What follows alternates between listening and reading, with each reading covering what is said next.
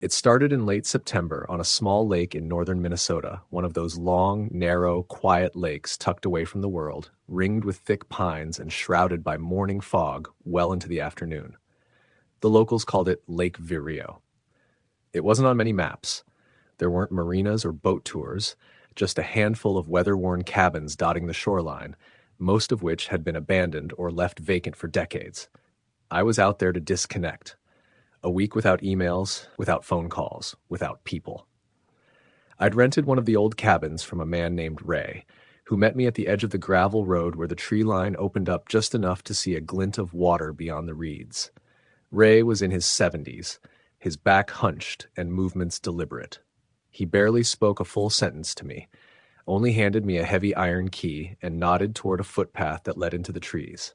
"Cabin's down there. Water's behind it. Don't go paddling after dark." That last part stuck with me. I asked him why, and he paused mid-step, facing the lake but not looking at it. "You'll hear things," he said finally, his voice brittle. "You'll think it's something else, but it ain't. Just be in before sunset." I didn't press him. I just thanked him, shouldered my pack, and started the short hike toward the cabin. It was a small structure, one room really, with faded green shutters and a sagging porch. The smell of damp wood hit me as soon as I stepped inside. Dust floated in the shafts of light streaming through the warped window panes, but it was peaceful. Quiet. A different kind of quiet, deep, pressing, like the trees and water around me were listening. The first 2 days were uneventful. I spent my time reading, walking along the lake, and paddling out in a little green canoe tied up behind the cabin. The water was still and mirror-like, so clear I could see smooth rocks 20 feet down. But there was a kind of heaviness to the lake. No fish darted beneath me, no birds skimmed the surface. I never saw a single insect or frog or turtle, even near the reeds. It was just water, still and dark and bottomless in some places. On the third night, I was sitting out on the dock with a thermos of tea, watching the fog roll over the far side of the lake. Dusk was creeping in fast, painting the pines black and swallowing the far shoreline. The canoe bumped lightly against the wooden dock, tethered by a fraying rope. Then I heard it, a soft splash, maybe 30 yards out. Not like a fish or frog, it was heavier. It sounded like someone stepping into the water. I scanned the lake but saw nothing, only the darkening surface rippling gently outward from some unseen center. Then another splash, closer. It was rhythmic, like footsteps through water. I leaned forward, heart picking up pace. Then came the voice. It was distant and low, like a whisper carried across the water. It said, "Hello?" Just that. A question, as if someone had seen me and wasn't sure if they wanted to come closer or not. I stood up and peered into the fog. "Is someone out there?" I called back, trying to keep my voice even. No reply. The surface stilled. The air grew heavy and cold. The hairs on my arms lifted, and an old, familiar instinct kicked in, the kind that tells you you're being watched. I turned and went inside. I slept fitfully that night. Every creak of the old cabin made me sit up and listen. Once, around 2 a.m, I thought I heard water lapping against the side of the house. The back of the cabin sat only 15 feet from the waterline, but I'd never heard waves before. The lake had been completely calm each day. In the morning, I went out back to check. The canoe was no longer tied to the dock. It was bobbing gently 30 feet out on the lake, drifting slowly as if it had just been pushed. I don't know why, but my stomach dropped. The rope had been knotted tight. I remembered checking it. I waited until mid-morning, then swam out and brought it back. The air felt strange, still and overly warm, as if there was no wind or sound to move anything. I didn't hear birds or insects or even the rustle of trees, just the soft splash of water around me. The next evening, I didn't sit on the dock. I stayed inside with the lights off, reading by flashlight. As the sun dipped below the tree line, I thought I heard the canoe again, its hollow thunk against the dock. Then came the voice, closer now. "Hello?" Still a whisper, but nearer, clearer. A woman's voice, tired.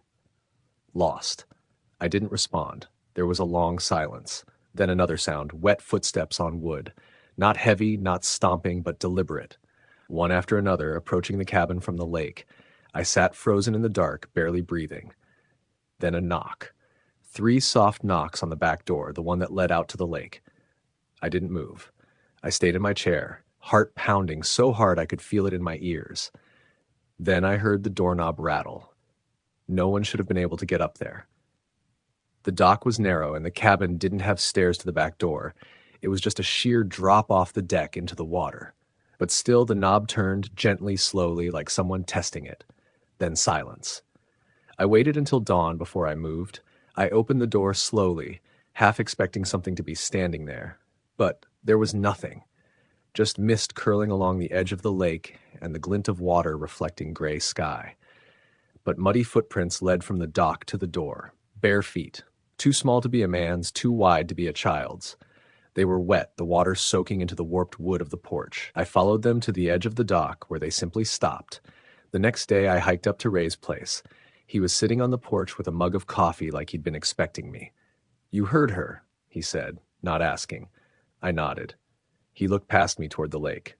"She doesn't come out for everyone," he said, "only the ones who sit too quiet." I asked him who she was. He said nothing for a long time, then finally murmured, "Used to be a girl drowned out there. Long time ago. They never found her. She was in a canoe, just like the one you got. Story goes her boyfriend left her out there after a fight, came back the next day and the boat was empty. Never saw her again. But folks say she still paddles around, looking for someone to take her home." I asked if anyone else had ever seen her. Ray nodded. "One guy swam out after her voice. Thought she needed help. Didn't come back." He turned to me. "Don't go out at night. If you hear her, don't speak." I returned to the cabin, every creak and shift of the place now soaked with unease. That night I locked every door and window, even though it felt useless. If she wanted in, she'd get in. I could feel it.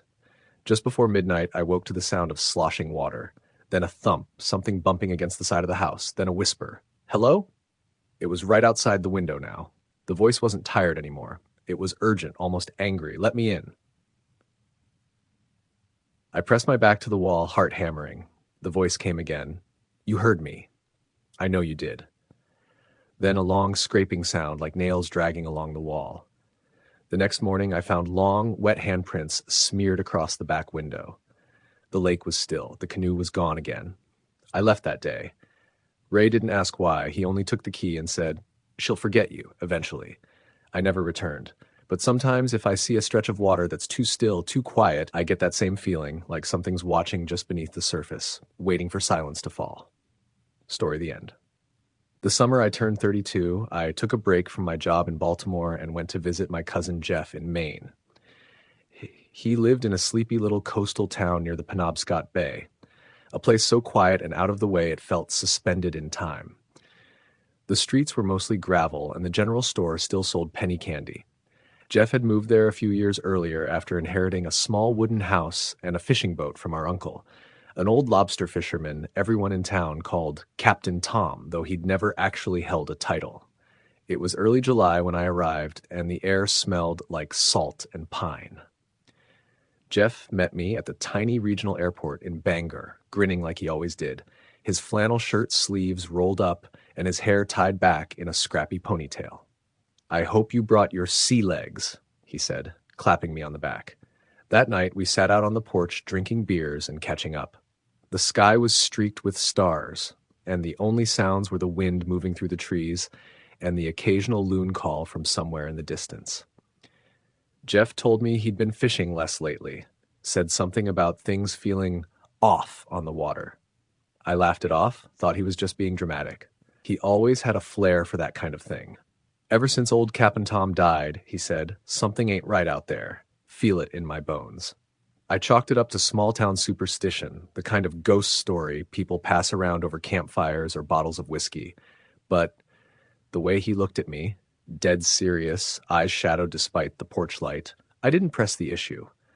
I figured he was still grieving, even if he didn't admit it. The next morning, we loaded up his boat, the Annie Belle, with bait and gear. It was an old, creaking vessel painted white with peeling red trim. I'd gone out with him before years ago, but this time something felt different. The water was strangely still for the season. No breeze. The air was heavy, like it hadn't moved in days. We motored out into the bay just after dawn. Fog lay thick over the surface, clinging low to the water like a blanket. It blurred the line between sky and sea, made it feel like we were floating in nothingness. I remember looking out and thinking that it felt like being in a dream or a nightmare. Jeff seemed uneasy. He kept glancing at the GPS, frowning, adjusting the throttle even though we were going straight. Around mid-morning, as we were pulling up the first few traps, I noticed something odd. There was a boat anchored maybe 200 yards off, just sitting there. No one was moving on board. It was an old trawler, looked abandoned, dark wood hull, sails furled tight, no sound, no activity, not even gulls circling. "You know them?" I asked, pointing. Jeff turned, squinted, then went pale. "That can't be." "What?" "That boat, that's the Margaret Fay. And that boat sank 3 years ago, right in this bay, took 3 men with it." I stared at the vessel. It sat too perfectly still, as if even the tide didn't dare touch it. I asked if he was sure, and he nodded. I helped pull one of the bodies out myself, boats still supposed to be down near Rattlesnake Ledge. We decided to circle around it. As we drew closer, the temperature dropped noticeably. I could see my breath in the air, and my arms prickled with goosebumps, even though I was wearing a thick windbreaker. The fog seemed to grow denser around the boat. Everything got quiet. The drone of our engine felt like a violation. When we were maybe 50 feet off, I thought I saw someone standing on the deck, tall, thin, unmoving. But as we came in closer, there was no one. Just the deck, slick with salt and time, and a heavy silence pressing in from all sides. Jeff cut the engine. "We shouldn't be here," he said quietly. But we sat there, drifting, staring at it like we were in a trance. I leaned over the rail, trying to get a better look, and that's when I heard it. A low creaking sound like old wood shifting underfoot. Jeff heard it too. His eyes locked with mine, and I could see something raw in them. Fear. Real, unfiltered fear. And then the smell hit us. Rot, brine, and something fouler like spoiled meat. It wafted from the ghost ship in waves, and I gagged, covering my nose.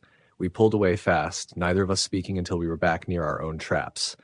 Jeff kept glancing behind us, but the Margaret Fay was gone. The fog thinned by mid-afternoon, and the sun peeked through, but the air never quite warmed. That night, Jeff didn't sleep. I heard him pacing the kitchen, the floorboards creaking every few steps. He didn't want to go back out the next day, but I pushed him. I figured we just had a weird moment. Maybe sleep deprivation, the fog playing tricks. I wish I hadn't. The second day on the water, things were worse. The fog came in again, this time faster. Within an hour, we couldn't see more than 10 feet in any direction. The radar was glitching. Jeff muttered curses under his breath and smacked it, but nothing helped.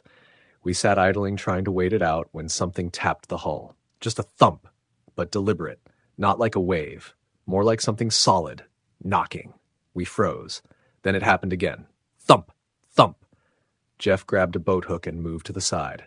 I followed, peering over the edge, heart thudding in my ears. There was nothing. Just the black water, smooth as oil. He circled the boat, checking all sides. Nothing. But when we got back to the wheelhouse, there was something sitting on the console. A boot. Wet, old, cracked leather, covered in barnacles and bits of seaweed. Jeff picked it up and swore. "This is Coast Guard issue," he said. "Same kind they found on Cal Martin. He was one of the men lost on the Margaret Fay." We tried radioing shore, but the signal was scrambled, static-filled. I suggested we head in, but Jeff hesitated. "Feels like something's got a hold on us," he whispered. By late afternoon, we finally made it back. The engines sputtered the whole way, and every few minutes I'd look over my shoulder and think I saw something in the mist. Figures moving along the water, just out of view. That night, Jeff didn't talk. Just sat on the porch with a blanket wrapped around him, staring toward the water. I joined him for a while, trying to offer comfort, but we both knew something was wrong. Something old. Something hungry. Around midnight, we heard it. A horn, low and mournful, drifting up from the bay. It wasn't a foghorn. It was deeper, almost musical, but not quite. It chilled my blood. Jeff stood, went inside, and came back with an old journal. It was our uncle's. I hadn't seen it before. He flipped through pages until he landed on marked with a water-stained scrap. "July 3rd, 1992, he read aloud. "Fog rolled in thicker than ever.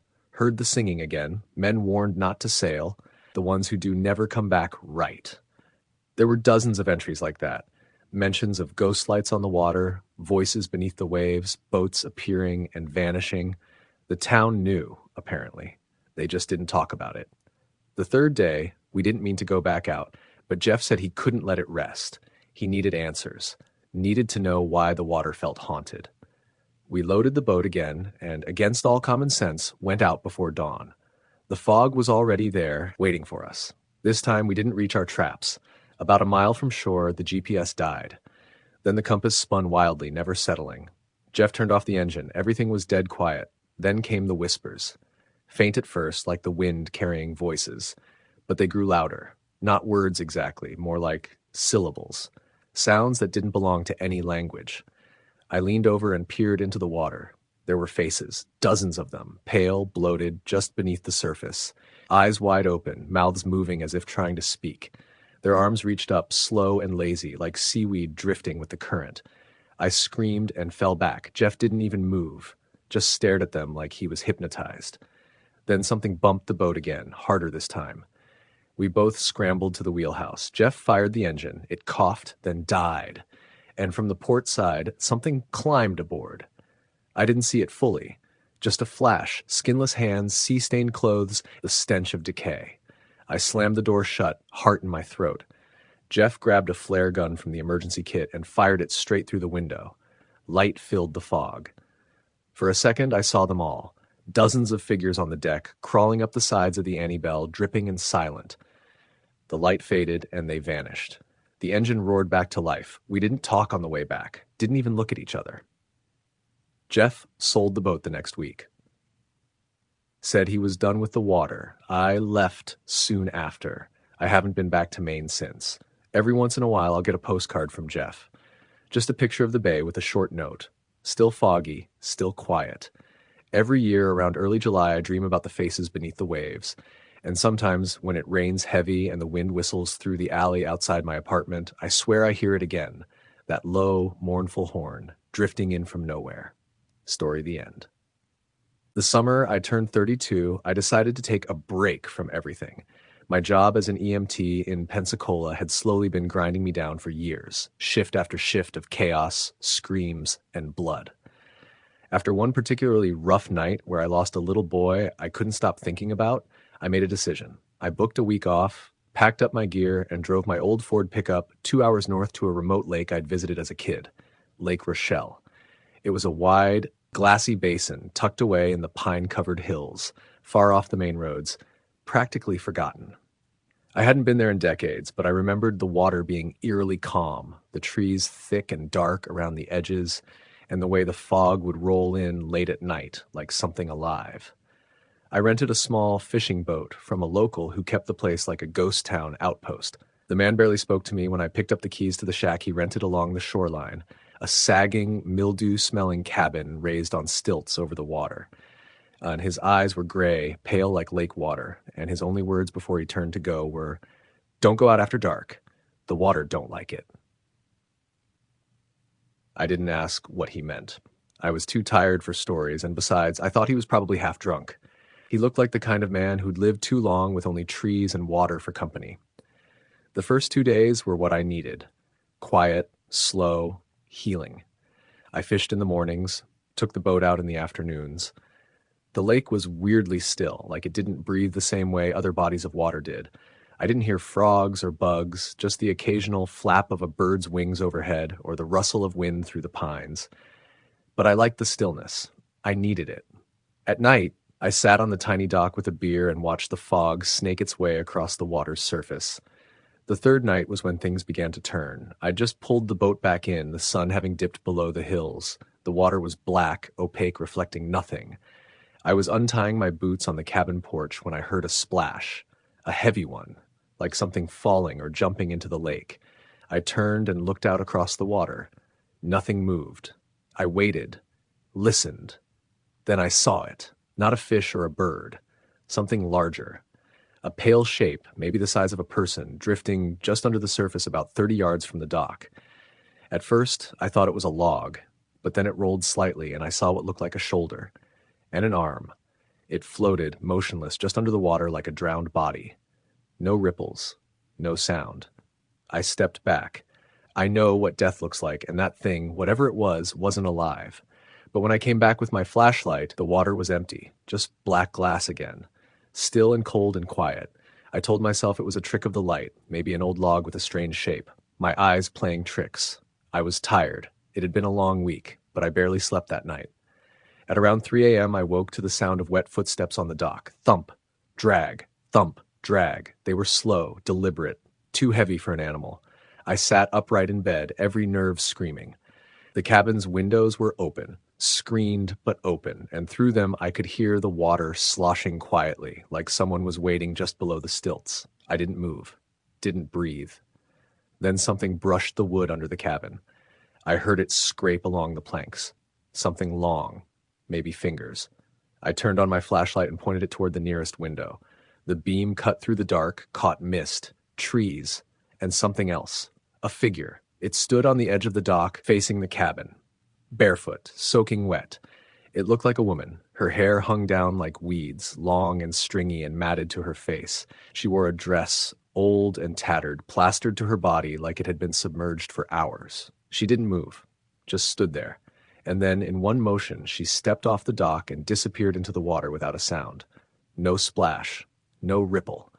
I didn't sleep the rest of the night. I told myself to leave in the morning, to pack up and drive home. Whatever peace I'd come to find wasn't worth this creeping fear that had rooted itself in my chest.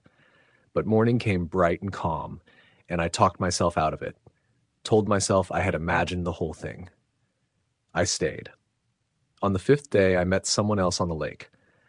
I'd taken the boat out again, this time heading toward the northern edge where thick reeds choked the shoreline and dead trees rose like bones from the shallows. As I drifted quietly through the narrowing waterway, I heard another engine, small, old. I turned and saw a man in a green skiff with a trolling motor coming around a bend. He looked to be in his 70s, wore a sun-faded hat and smoked a pipe. "Didn't think anyone else came up here," he said as we passed close. "Needed some quiet," I replied. "Didn't think anyone else still fished here." He squinted at me through the haze of pipe smoke. "Quiet's dangerous out here. Dad, a lot of folks don't know what they're floating over." I gave him a look. He nodded at the lake. "A whole town under there. Back in the 40s, Army Corps flooded this whole basin to make the reservoir. Drowned an old village called Briar's Hollow. Church, school, cemetery, whole place still down there. Most bodies were never moved." I swallowed. "They just left them?" Water rose faster than expected.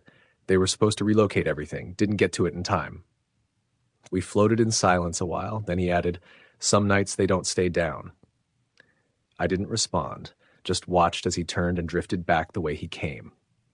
That night I heard voices. They weren't loud, just whispers. But they came from all directions. They echoed off the water, slid in through the screens. I couldn't understand what they were saying, but I knew they weren't in my head. I got up and walked out onto the dock with my flashlight. The lake was choked in fog. I couldn't see 10 feet ahead, but I could hear something swimming, not splashing, swimming, deliberately. Then I saw movement near the tree line. A shape. Again, a woman. But this time she wasn't alone. There were 3 of them, all dressed in dripping clothes from another era. 1940s maybe. Torn dresses, suspenders. A boy with half his face missing. A man with caved-in ribs. They stood ankle-deep in water and stared at me with hollow eyes. I dropped the flashlight. By the time I picked it up again, they were gone. The fog swallowed them whole. I ran inside and locked the door. The final night, the lake didn't wait for me to come outside. It came for me. It started with the smell. Rot. Wet soil and decay, like an open grave filled with stagnant water. Then the boards under the cabin began to creak. At first, I thought it was the wind, but the air was dead still. Then I heard breathing, low, wet breathing, right beneath me, as if something was curled under the floorboards, pushing its face against the underside of the bed. I grabbed the lantern and backed into the bathroom, locked the door. I don't know why I thought that would help. Something began to move outside, footsteps on the porch, then scraping against the outer walls, like fingernails or bones being dragged across wood. Then the voices came again. Louder. A girl singing, off-key, broken. A child crying, and then a knock at the bathroom door. Soft, repeating, knock, knock, knock, knock. Then the whispering started again, just outside the door. Let us in. I wanted to scream, but nothing came out. The doorknob began to turn, slowly. I held the lantern up, my hand shaking violently. And that's when I saw the water creeping into the door. Not dripping, rising, as though the lake itself had begun seeping through the cracks of the cabin, pulling me into it. I climbed into the bathtub. The door burst open, but there was nothing there, just black water rushing in.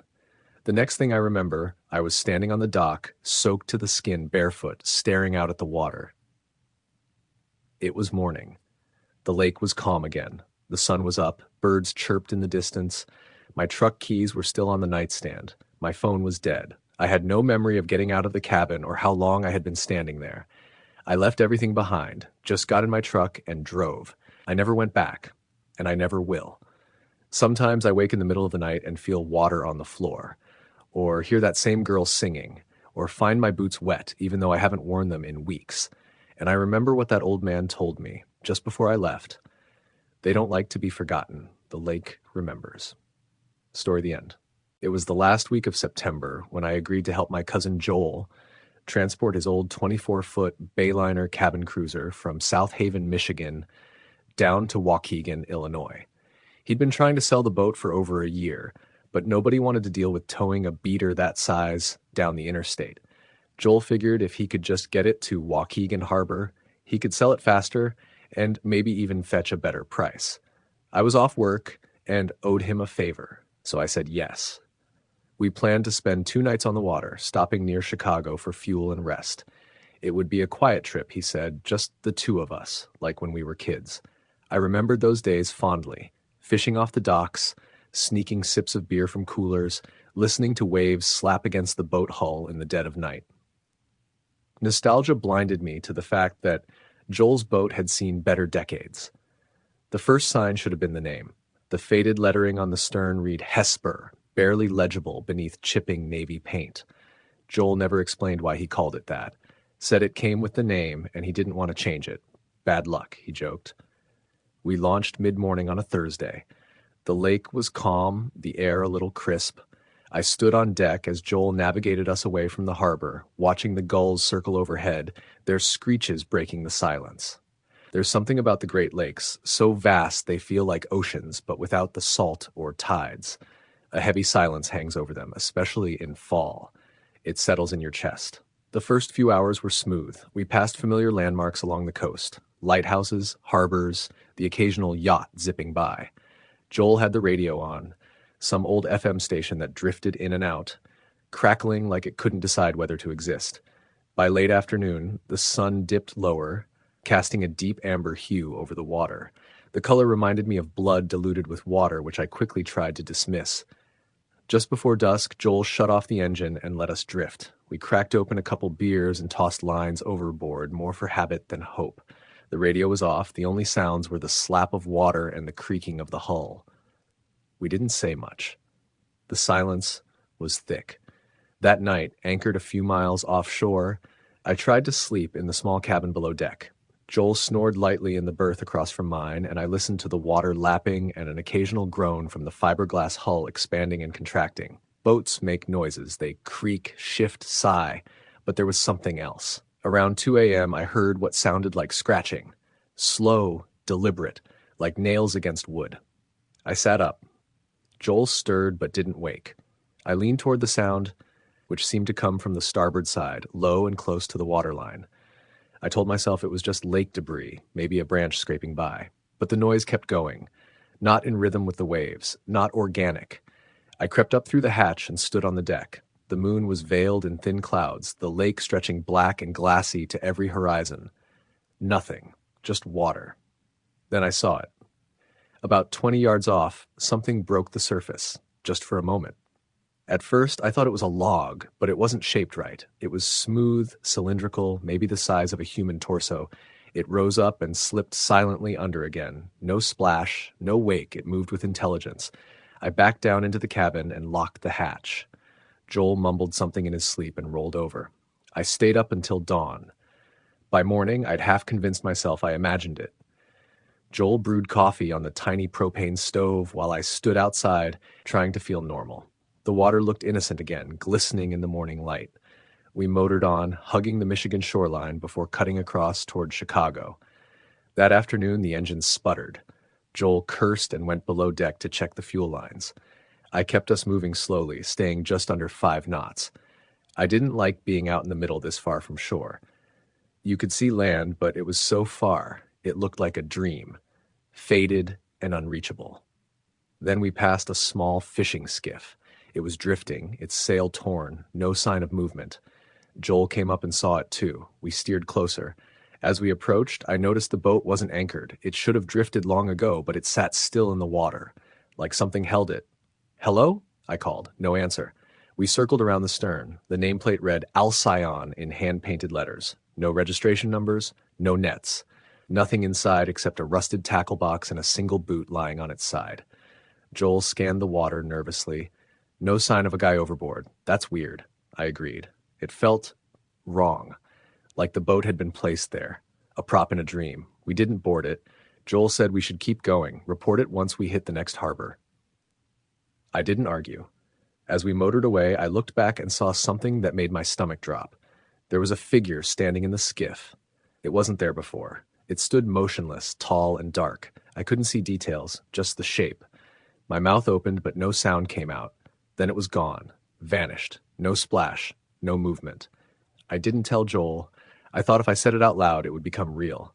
Instead, I sat down, eyes forward, hands trembling. That night, it stormed. Lightning arced across the lake like electric veins, illuminating the horizon in brief, terrifying flashes. The wind whipped the surface into chaos. Joel managed to anchor us near a shallow inlet off the coast, but the boat rocked violently.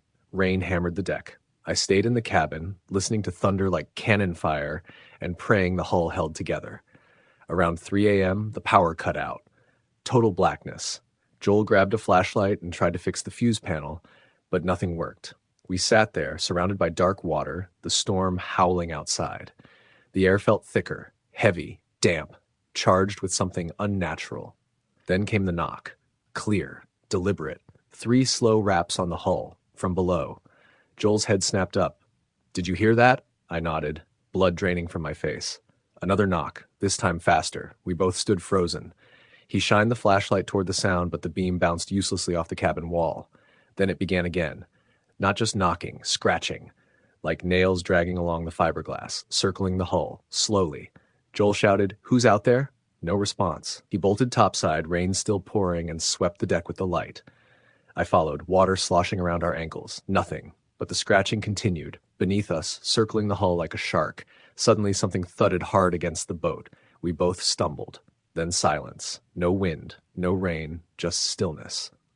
I looked over the railing. There was a face staring back. Pale, bloated, half submerged. Its eyes were open but unblinking. It drifted closer, slowly rising from the water like a corpse pulled by strings. I screamed. Joel pulled me back. We slammed the hatch shut and barricaded the door with a cooler and a spare life jacket. All night we sat, backs to the wall, staring at the door. Neither of us spoke. By morning, the storm had passed. The sun rose soft and pink over the horizon, as if the lake wanted to pretend nothing had happened. The power came back. Joel didn't say a word as he unanchored and pointed us toward Waukegan. We didn't speak the rest of the trip. When we reached the harbor, we docked, packed our gear, and walked away without a word. Joel sold the boat the next week, to a couple from Joliet. He didn't tell them about the skiff or the knocking or the face. 3 months later, he called me. "You should hear this," he said, voice low. Apparently, the couple who bought Hesper had taken her out on a late October trip. A last hurrah before winterizing her. Only one came back. The woman was found near shore in a dinghy, unconscious and hypothermic. Her husband was never recovered. She kept repeating one thing over and over: it followed us. It wouldn't go back under. I haven't been on a boat since. Story the end. In the summer of 2016, I took a job guiding fishing charters on Lake Lanier in northern Georgia. I'd moved down from North Carolina after a breakup, looking for a clean slate, and a friend of mine who ran a small charter company said he could use an extra set of hands for the season. I'd always loved the water, and growing up near Lake Norman had given me a sense of familiarity with lakes. Even if Lanier had a reputation I wasn't entirely comfortable with. From the get-go, Lanier had an odd air to it. Locals often spoke about the number of drownings that happened every year, disproportionately high considering the size of the lake. People talked about cold spots in the water, places where it felt like something was pulling you down, or whispering currents that didn't match the rest of the lake's flow. But that stuff gets dismissed fast in boating circles. You just say someone got drunk and careless or didn't wear a life jacket, and you move on. I didn't start noticing anything strange until mid-July. I was doing 2 tours a day, sunrise and sunset, and it was during the sunset ones that I began to feel something off. It was like the light faded faster than it should. The golden hour on Lanier didn't seem as beautiful as it had elsewhere. The reflections on the water were always muddled, like something beneath the surface refused to let the light go.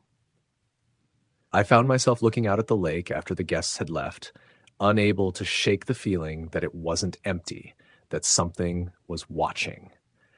There was this one cove we always avoided, one of those places other captains would mention with a scoff, saying, "Don't anchor there unless you want your lines tangled in bones." I thought they were joking until I asked around and found that more than a few divers had pulled up debris that wasn't just old sunken boats. Stuff like a porcelain doll's head wrapped in fishing wire and a sun hat with clumps of long black hair still twisted in its brim. Someone claimed to have seen a rusted-out car underwater with 2 skeletons in the front seat belts still buckled. I kept away from that cove for most of the summer.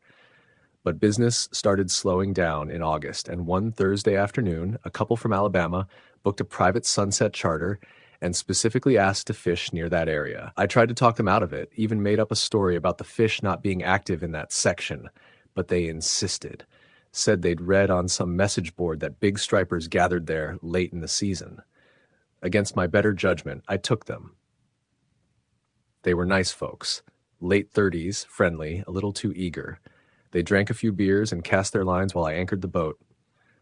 The sky was clear, but the water looked darker here, like someone had poured ink into it. Even the sounds changed. Usually you hear frogs, insects, birds calling from the trees along the shore. Here it was quiet, no echoes, no wind, just the low creak of the boat and the occasional slap of water against the hull. Every few minutes, I'd hear what I thought was a splash behind us, but when I turned, there was nothing. Around 7:30 p.m., the sun started dipping below the tree line, and the shadows stretched out over the water. The woman reeled in her line and said she felt something brush her ankle.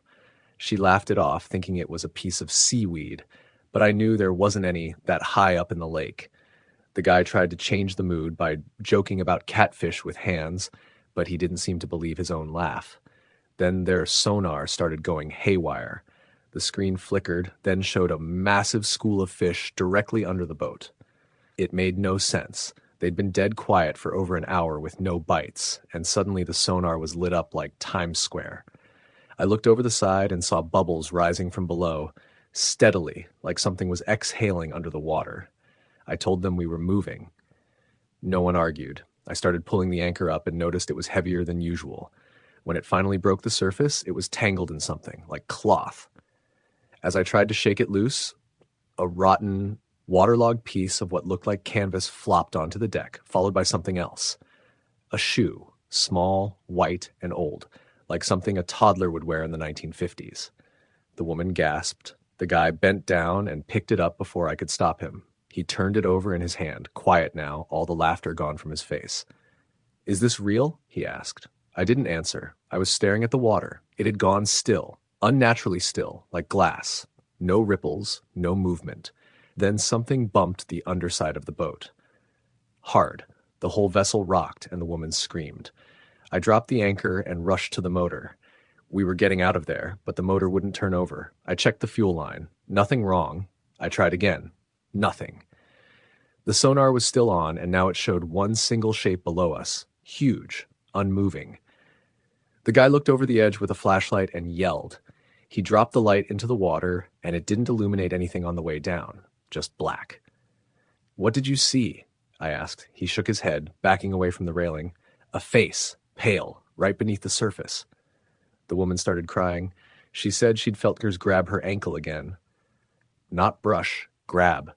I told him to sit in the center of the boat and not move. I tried the radio, but it only spat out static. A voice came through for a split second. It sounded like a child. Not words, just a drawn-out sob. Then the temperature dropped. It had been close to 85 degrees all day. Now it felt like it was 50. Our breath came out in clouds, and the woman's skin turned blotchy from the cold. Something rose out of the water on the starboard side. Not a body, nothing solid. A shape. Mist-like, but darker than fog. It moved with intent, curling like smoke, but slow, deliberate. It hovered there for a second before slipping back under, and as it did, the boat began to spin. We weren't moving. There was no current, no wind, but the boat was slowly rotating in place. A full circle. One revolution. Then it stopped. The guy was muttering something. A prayer, maybe. The woman had her hands clutched to her face, whispering, "I don't want to see it." The water beneath us started bubbling again, more violently this time. Then, nothing. The engine sputtered back to life. I didn't waste a second. I throttled us out of there as fast as the boat would go, tossed straight back to the dock. The entire ride back, none of us said a word. When we docked, the couple got off the boat and walked away without even saying goodbye. I didn't blame them. I sat there for a long time, staring back out at the lake. The water was calm now, normal.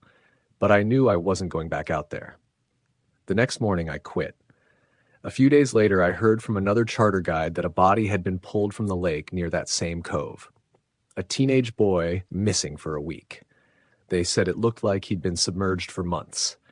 Skin bleached, hair floating in clumps, his eyes were gone. That part didn't make the news.